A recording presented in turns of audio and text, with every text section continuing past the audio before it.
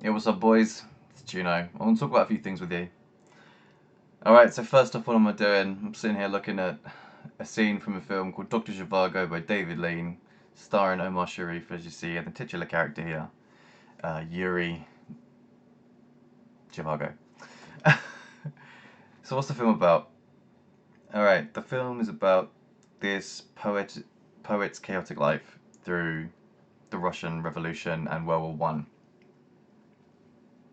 or those two in reverse. And the reason that I want to talk about this today is because of something I was thinking about, something that someone else brought up, but I felt I could better extrapolate on it and elaborate on it by actually doing a video myself, which is, it's something I'm not opposed to doing, and it's a great way to communicate, especially if you want to get out just like a long form idea that requires some context to it. So here, that's what I'm doing. I might even speed up the video when I finish because I watch everything on 1.5 times speed, so I might just speed it up for your convenience, but we'll see how long it is first. So in this scene, we have Zhivago the poet, we have Pasha Antipov, who later becomes known through the persona Strelnikov as the warrior, and it's a constantly reflected on dichotomy of like a well-rounded individual, specifically a masculine, a man, is to have this warrior poet dynamic.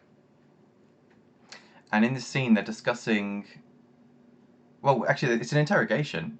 So it's to begin with, it's Strelnikov interrogating Zhivago about what is he doing there, um, and Strelnikov being quite narcissistic. He thinks it's something to do with him, or at least he suspects it. So he wants to eliminate that first, and then later they get onto the poetic stuff. But Zhivago being so, you know, almost he seems like a child, like clueless. He just answers things honestly and to the point, and then he seems bewildered by the whole situation. And the reason that I'm even watching this now is because someone was making a review of another film by the same director, David Lean, called Lawrence of Arabia, where he basically proposed that the reason Lawrence is such an interesting and well-rounded character that actually achieves so much is because he has this warrior poet dynamic to him in one person. He has strong attributes of both features, and they complement each other. And in this film, that's deconstructed. So you actually have the poet and the warrior as two separate people, and they only really interact in a couple of occasions, mostly through a girl. Like there's this one girl who the poet is having an affair with, that actually is kind of the long-term love interest of the warrior. And there's no overture made to dominance in this. So I think they've tried to remove any dominance competition from it, so they can analyze it purely on their individual characteristics, contrasting the situations they encounter. Zhivago has a chaotic life. He seems to get pulled from pillar to post, and he has apparently no control over the events in his life, yet they appear to be very profound events, important events, but he seems to have no control over them.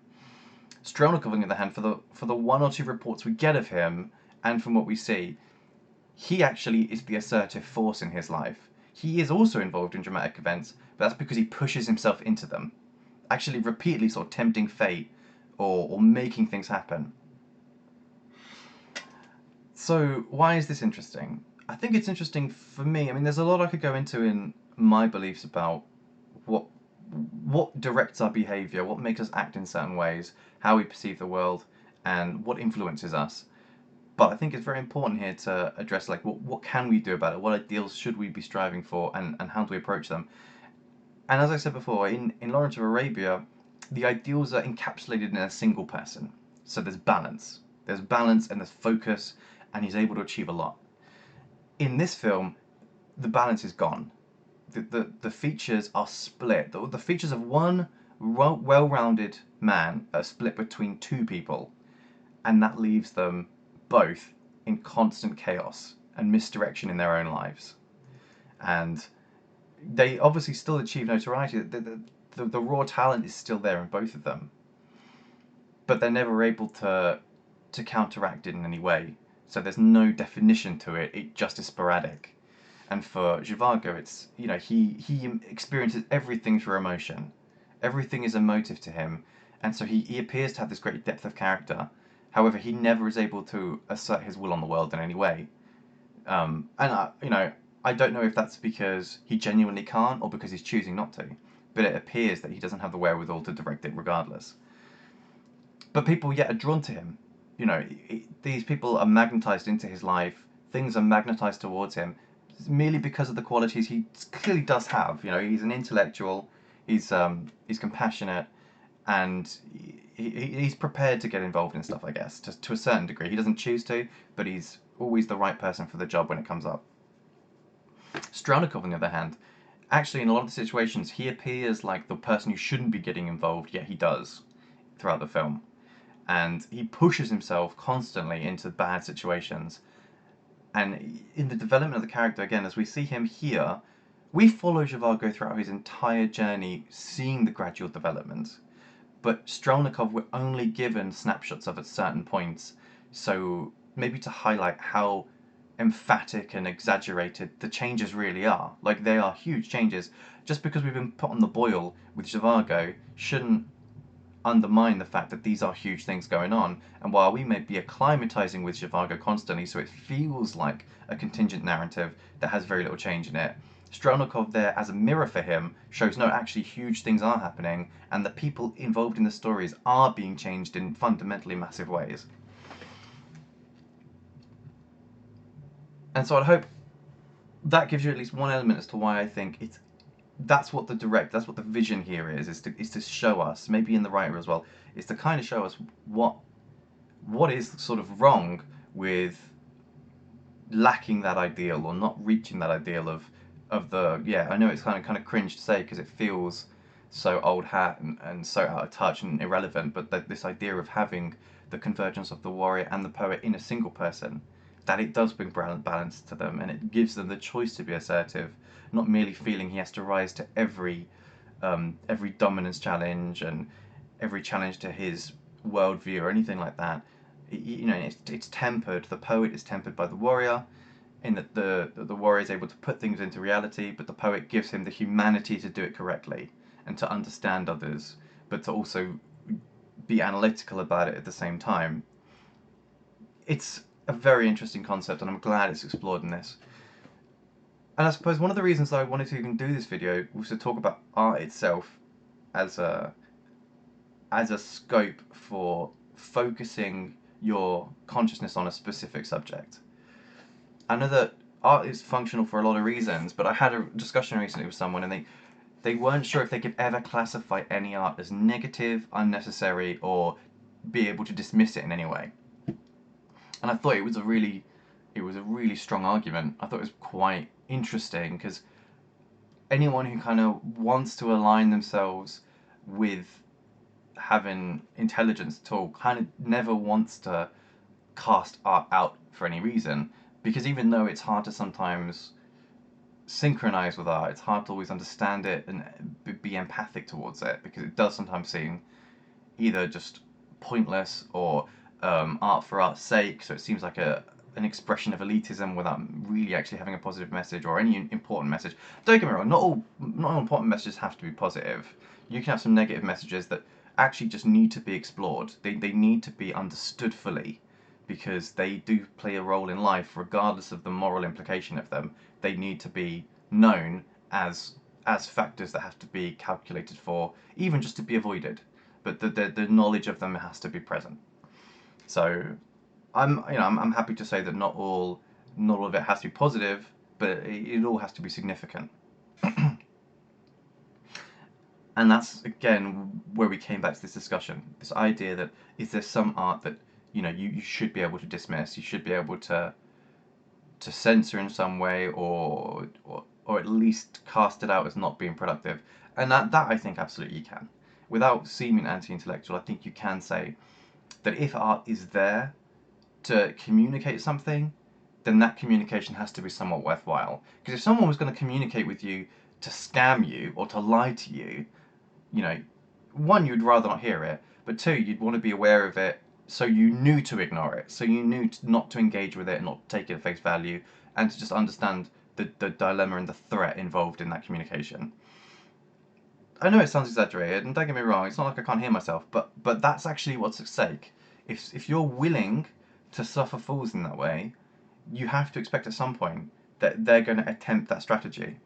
And so it's up to you to be aware of it, and then when that comes in, to give it the due priority and, if necessary, ignore it. And so I definitely think in that regard, if you look at it as a communicative property, there is some art that can be ignored because some of it simply contains irrelevant information or lies or just outright lies. Some art is lying to you. It's presenting things in an inaccurate way. It gives you no information about truth or reality, nothing functional, and it's not expressive in any way that's exploring some element of humanity. In another way, art doesn't necessarily just have to be a communication. It can also be a prompt to put you in a certain state of mind. And this is something I believe quite strongly in, and I'm not sure it's well echoed in other places, but at least for my sake, I believe that is one of the primary functions of art, is that when you're being immersed in an experience that art is creating in some way, be it music, dance, the visual arts, even like an artistic installation, like architecture or a garden, it's creating an environment that can help you direct your thoughts very specifically.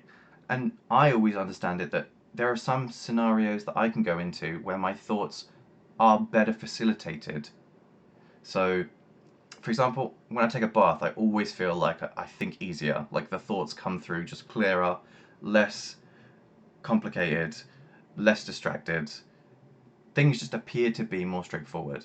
And I'm not sure if that's because it's the water, maybe the water has something natural going on and it relieves the tension of my body, and maybe that helps me to clear my mind.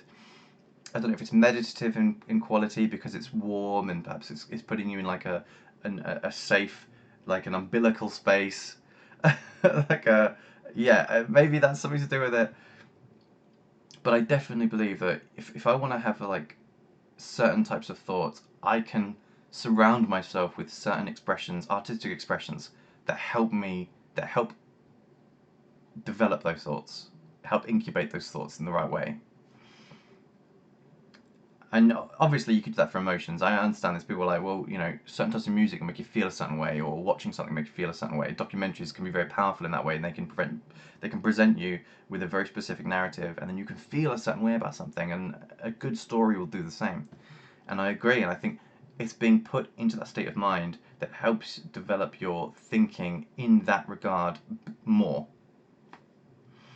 And there will be other places, and I think the narratives in the stories obviously help build a world for you. It builds a world for you to begin to explore yourself. You can apply your creativity to the world that's been presented to you. But it's important that the art do that in a way that you can explore the space yourself. There is obviously going to be some art out there that doesn't offer you any room for exploration. It's virtually propaganda like, where it's just telling you exactly how it is and how you should feel and how you should think. I think some of that, basically thought terminating art, which, I know I've kind of portmanteaued those, but I think it's applicable. I think there is some thought terminating art that's just there to dumb you down. And I know that philosophers have spoken about this in time, about what kind of music should be allowed. And I'm not saying we should censor things. I think censor things takes the onus off people to decide for themselves. And if you do live in a world where you think people are stupid, then of course you're going to follow the procedure of censoring things, because that just removes the opportunity to be a moron from them. However, it's obviously much better to give people the context and the tools to come to the correct decisions on their own.